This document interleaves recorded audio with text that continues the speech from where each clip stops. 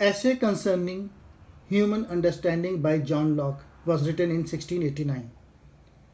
All our ideas, simple or complex, originate in sensory experience. We are blank slates. Morality and character are not innate.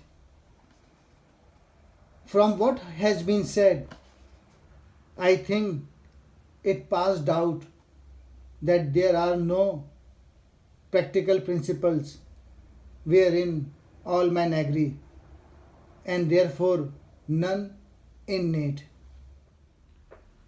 The treatises became a major influence on French Revolution and the founding of the American Republic, and the John Locke concept of the pursuit of happiness found its way into the American Constitution. The common view since Aristotle had been that there are certain principles or universal truths that are agreed to be true by common assent, and therefore they must be innate. But Locke argues that human possesses no innate knowledge. We are blank slates.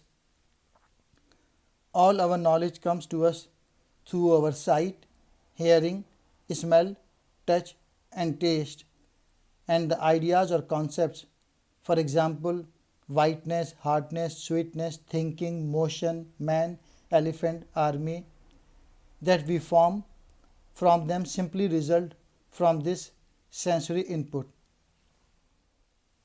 In Locke's time, it was assumed that morality was innate, people are good or evil, and that there exists a set of universal moral principles.